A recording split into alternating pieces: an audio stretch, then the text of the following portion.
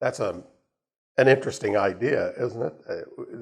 This has come up several times in our discipleship network because men who are trained for the ministry spend a lot of time learning about preaching and how important that is in church. And most of us who are pastors love to preach. We like to pour a lot of time into that. I was ordained in 1964. So I've been involved in public ministry for over 50 years now.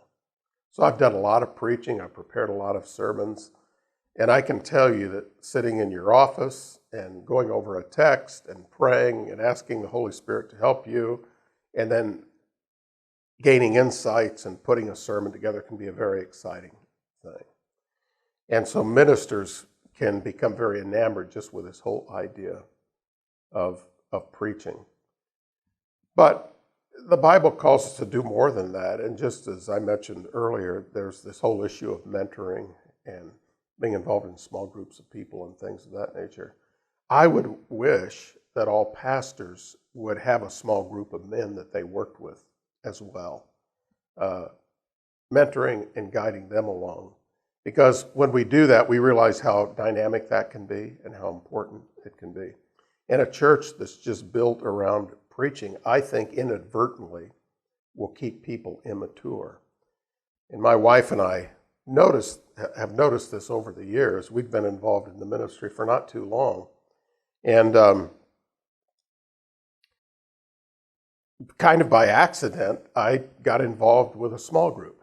I was ministering in a church in central Illinois, and there was a farm lady who came to me and said, I would like to get a group of women together at my home. Would you come and lead us in a Bible study? And I'd never done anything like this before. And I said, okay, I'll do that.